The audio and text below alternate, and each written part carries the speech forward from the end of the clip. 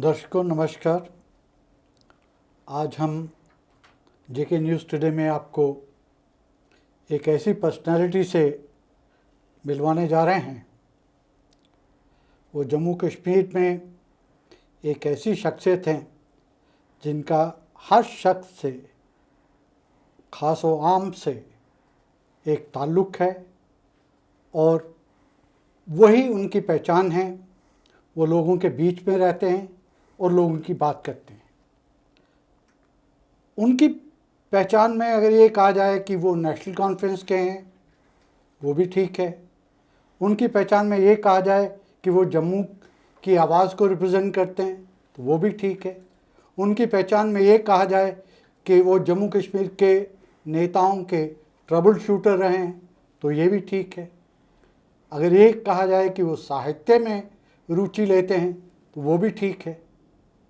लेकिन अभी हाल ही में उन्होंने पूरे राजनीतिक सर्कल में और गलियारों में एक नई बात कही है, जम्मू डिक्लेरेशन।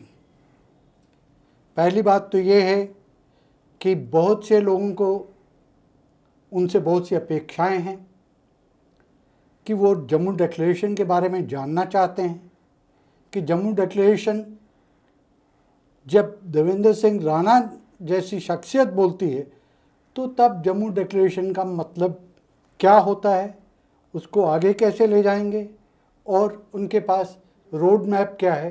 ये सब हम आज जानेंगे श्री देवेंद्र सिंह राणा जी से। शुक्रिया जोशी साहब। जहाँ तक जम्मू डिक्लेरेशन का सवाल है, जम्मू डिक्लेरेशन बुनियादी तौर पे एक कोशिश है, एक सोच है कि एक political narrative Jammu and Kashmir का जम्मू संभाग से निकले, क्योंकि हालात का जो आज का सिलसिला है, दुर्भाग्यपूर्ण बात है कि आज कश्मीर संभाग में एक ही समुदाय के लोग रहते हैं, जबकि जम्मू जो है इसमें हर समुदाय के लोग रहते हैं, हर मज़हब के लोग रहते हैं, हर तबके के लोग रहते हैं। और जम्मू संभाग जो है वो एक सही मानों में वो गुलदस्ता है जो सही अक्कासी करता है जम्मू कश्मीर की, जिसमें हिंदू भी है, मुसलमान भी है, सिख भी है, ईसाई भी है, और जिसमें हर खित्ते के, हर वर्ग के लोग हैं, हर एथनिसिटी के लोग हैं, हर लिंग्विस्टिक बैकग्राउंड के लोग हैं। तो ये सही मानों में एक सही गुलदस्ता है और एक हमारी ये कोशिश है कि एक आवाज़ जम्मू से निकले, जो जम्मू डिक्लेरेशन के नाम पे एक आवाज़ निकले। वो एक ऐसी आवाज़ जो पूरे जम्मू कश्मीर की बात करे, कैसे डोगरियत और कश्मीरियत को अपने साथ चला के, एक दूसरे के साथ शाना बशाना चला के आगे बढ़ना है। और जो दरारें वक्त ने डाल दी हैं, भाई को भाई से अलग कर दिया है, जम्मू को कश्मीर से अलग कर दिया है, और जो खला पड़ा है रिश्तों में, उस रिश्ते को कैसे बांधना है, कैसे जम्मू के लोग जो हैं वो जम्मू में अपने आप को समझें एम्पावर्ड, कैसे रजौरी वाला रजौरी में एम्पावर्ड समझे, कैसे डोडा वाला समझे, कैसे कुलगाम वाला समझे, कैसे कुपवाड़ा वाला समझे, कैसे गांदरबल वाला समझे, और किस तरह से जम्मू कश्मीर के इस गुलदस्ते को हम उस बहुरंगी बहुरूपी गुलदस्ते को उसकी खूबसूरती वापस दे सकें, ताकि उसकी महक जो है वो पूरे भारतवर्ष में चमके। राणा साहब, जब ये सोच आप बता रहे हैं तो इसका नाम जम्मू डिक्लेरेशन क्यों?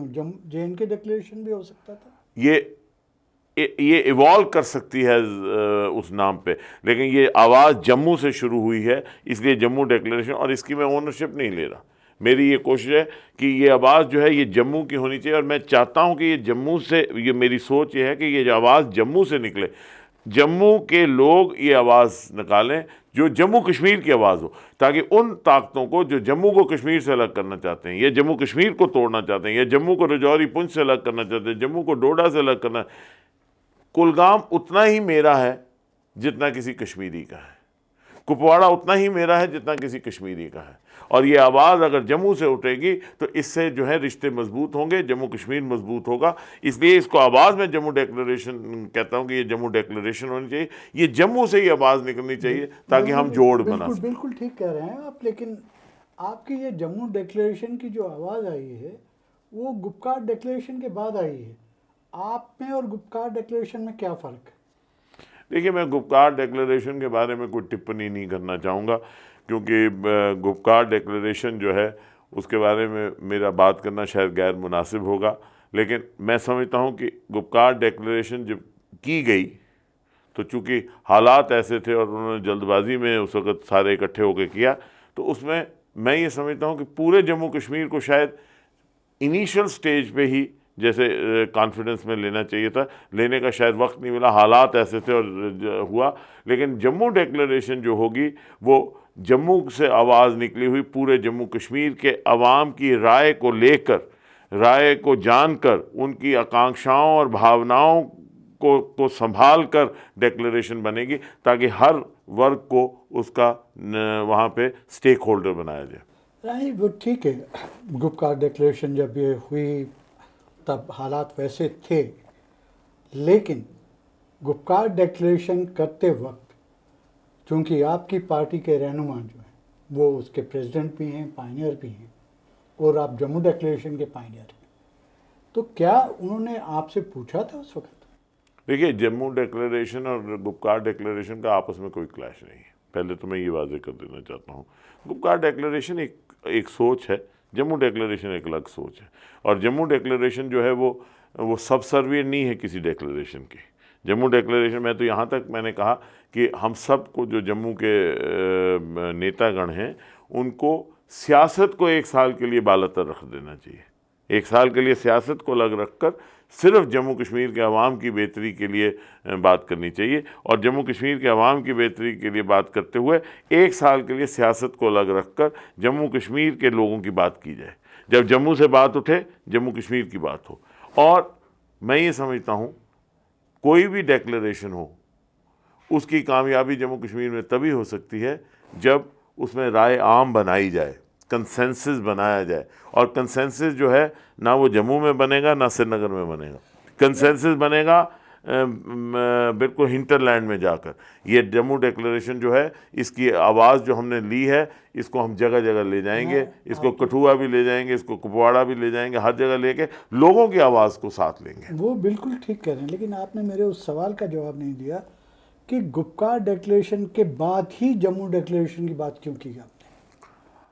नहीं, गुपकार डिक्लेरेशन को तो मेरे ख्याल अब 2 साल हो गए या साल हो गया। नहीं, ये 2 साल हो गए, जो 2 साल हो गए। पार्ट 2 है। जो Jammu declaration is not part 2। No, I am talking of Gupkar declaration part 2। Oh, Gupkar Declaration Part 2. I am not very good at the Gupkar Declaration, because Gupkar Declaration is an evolving thing, and I think I'm not competent. मैं उसके लिए मुनासिब आदमी नहीं हूँ बात करने के लिए। उसके लिए डॉक्टर फारूक अब्दुल्ला साहब बात करें तो ज़्यादा बेहतर। उसके एम्स जो हैं, आई मीन एम जो है, आर्टिकल 370 को वापस लाना, आर्टिकल 35A को वापस लाना, पूरी स्टेटहुड को, जम्मू कश्मीर लद्दाख को दोबारा एक साथ करना, उस पे और जम्मू डिक्लेरेशन में क्या फ़र्क है? जम्मू डिक्लेरेशन सबसे बात करेगी। जम्मू डिक्लेरेशन जब इवॉल्व होगी उसमें सबकी राय ली जाएगी, और उसमें ये भी एक राय होगी, जो राय आएगी जो मेरी सोच है। और ये सोच, मेरी एक सोच जो मैंने सबके सामने दी, ये साझी की है मैंने। ये मेरे ज़रूरी नहीं कि मैं एक पार्टी प्लेटफॉर्म की सोच बता रहा हूँ, ये एक सोच मेरे है जो मैं सोच को आगे लोगों के सामने ले जा रहा हूँ। और जम्मू डिक्लेरेशन चूँकि मेरी ओनरशिप नहीं है वो एक लोगों की राय से बननी है। इसमें हर वर्ग के लोगों की राय आएगी।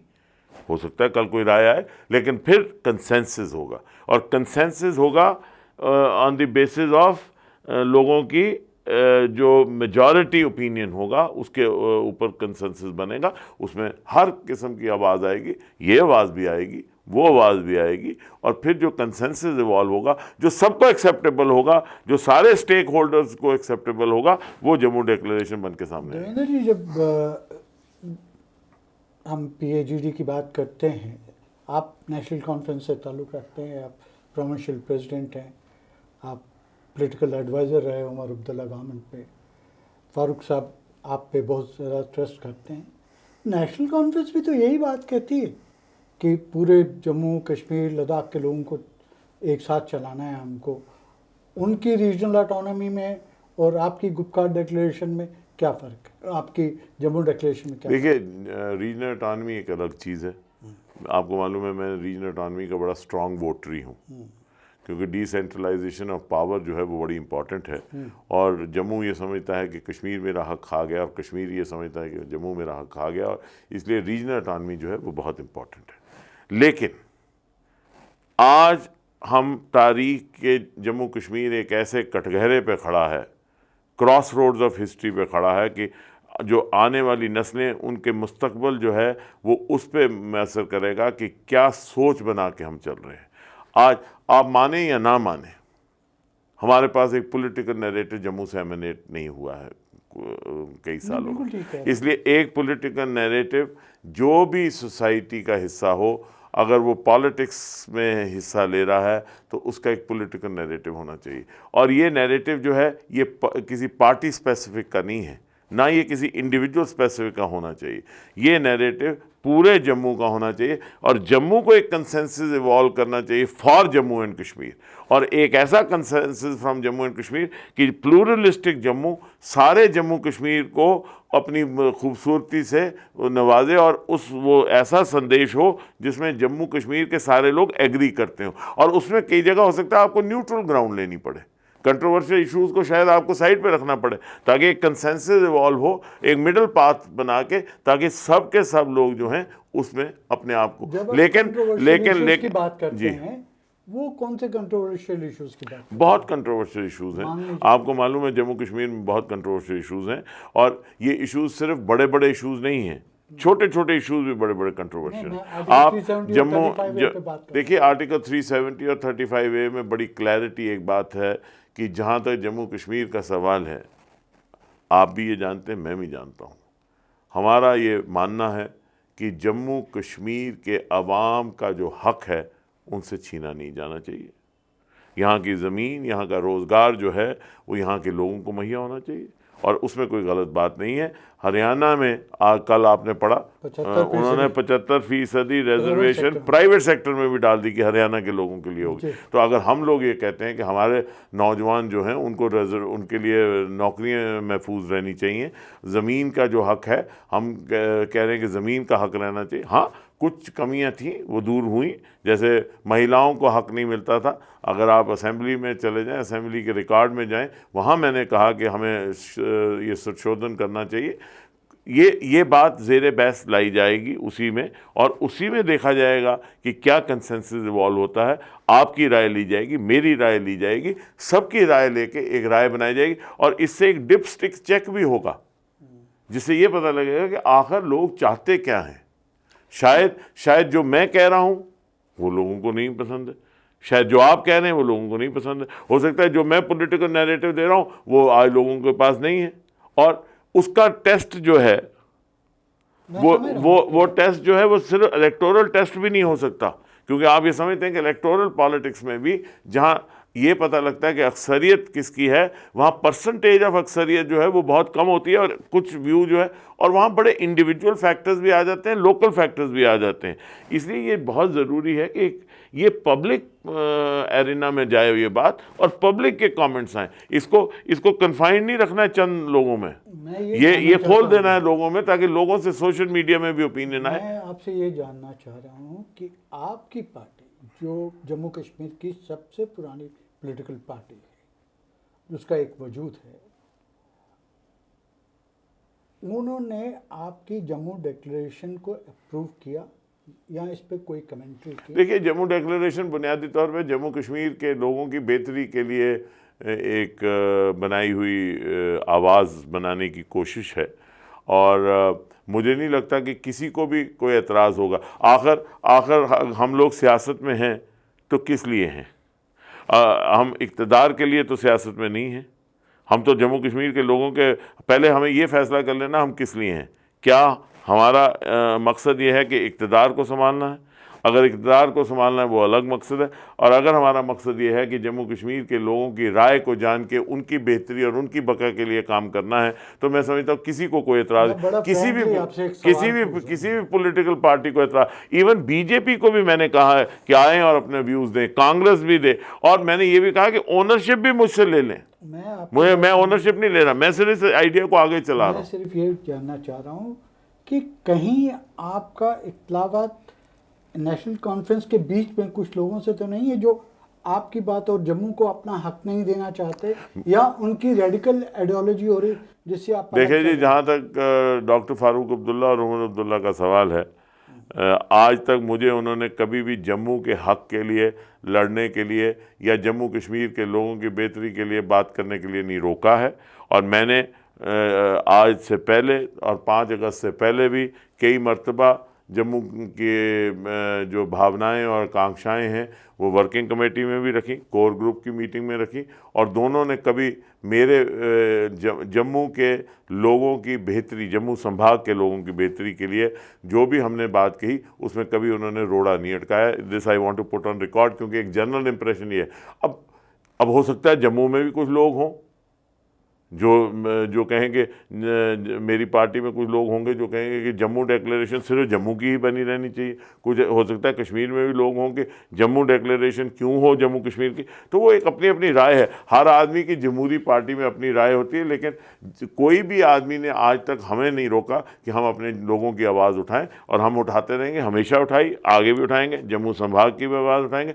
लेकिन हम जम्मू संभाग की बात इन आइसोलेशन नहीं करते हैं। मैं जब भी बात करूँगा मैं जम्मू कश्मीर की बात करूंगा, क्योंकि मैं अपने आप को ये समझता हूं कि जम्मू जो है वो एक ब्रिज बन सकता है नेशन और जम्मू कश्मीर के बीच में, और प्लूरलिस्टिक जम्मू ही हार्बिंगर ऑफ कनेक्टिविटी, पीस और टुगेदरनेस हो सकता है। आई एग्री विद यू, लेकिन सवाल ये है देवेंद्र जी, क्या ऐसा मौका आ सकता है या उस मौके के लिए आप तैयार हैं जब आपकी पार्टी, जो बेसिकली कश्मीर सेंट्रिक पार्टी मानी जाती है, कि आपको अपनी विचारधारा जो आप बता रहे हैं प्लूरलिस्टिक, उस, क्योंकि वो अब रेडिकलिज्म की तरफ आपकी पार्टी जा रही है, माफ़ कीजिएगा मैं ये बात बड़े वसूख से कह रहा हूँ, क्या ये उसके लिए आपने क्या तैयारी रखी? जो एम्ब्रियो है नेशनल कॉन्फ्रेंस का जी, वो एम्ब्रियो जो है वो हिंदू मुस्लिम सिख इत्तेहाद है, और उस एम्ब्रियो पे हम खड़े हैं,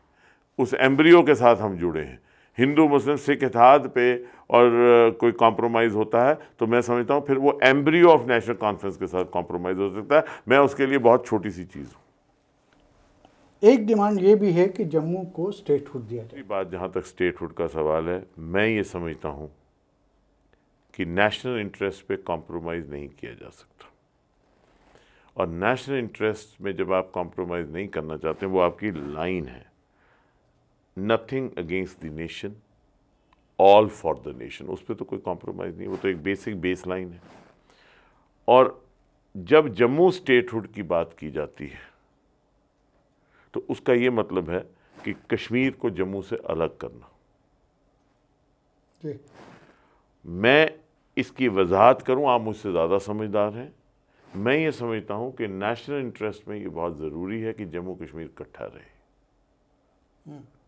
और जम्मू कश्मीर जो है सिर्फ एक भारत का राज्य नहीं है। जम्मू कश्मीर की जियो स्ट्रेटेजिक जो इस वक्त लोकेशन है, उसमें जम्मू कश्मीर इकट्ठा रहना चाहिए। मैं तो ये भी कहता हूँ कि लद्दाख भी जम्मू कश्मीर का हिस्सा होना चाहिए, क्योंकि ये जम्मू कश्मीर के मुद्दे को जब भी हम देखें तो अपने पॉलिटिकल नैरो प्रिज्म से ना देखें, हम इसको एक वाइडर स्पेक्ट्रम में देखें और अंडरस्टैंड करें कि जम्मू कश्मीर भारत का ताज है, और ये ताज जो है ये खूबसूरत ताज है, इसको हमने खूबसूरती इसकी बरकरार रखनी है, और इसकी खूबसूरती को बरकरार रखने के लिए बहुत ज़रूरी है कि जम्मू कश्मीर और लद्दाख जो हैं वो इकट्ठे रहें और एक बन के रहें, ताकि इसकी जो डाइवर्सिटी है वो इसकी खूबसूरती है, उस डाइवर्सिटी को हम ख़त्म ना करें। और इसमें अलग अलग पॉलिटिकल डाइवर्स थॉट्स हैं, और वो पॉलिटिकल डाइवर्स थॉट्स जो हैं उनका एक आपस में कॉन्ट्रडिक्शन भी हो सकता है, लेकिन उस कॉन्ट्रडिक्शन को हमें ये परपेचुएट नहीं करना है कि जो फॉल्ट लाइंस बनी हैं उनको हम और फॉल्ट लाइंस को वाइडन करें, हमें फॉल्ट लाइंस को क्लोज कराते हैं। मैं तो ये समझता हूँ कि जो भी आदमी जम्मू कश्मीर में सियासत कर रहा है उसको इस वक्त अपने सियासी मौक़िफ़ से ऊपर उठकर एक साझा सोच बनाकर जम्मू कश्मीर को इस वक्त के जो माहौल से बाहर निकलना चाहिए। सबको सियासत से ऊपर उठना चाहिए, हर एक को अपनी सियासत को परे रखकर एक पिटारे में सबको इकट्ठे हो जाना चाहिए, और जिस पिटारे में सिर्फ एक ही सोच बनानी चाहिए, किस तरीके से जम्मू कश्मीर की बेहतरी करेंगे, किस तरीके से जम्मू कश्मीर को मजबूत करेंगे, किस तरीके से जम्मू कश्मीर को सही माने में भारत का एक नगीना ताज बनाएंगे।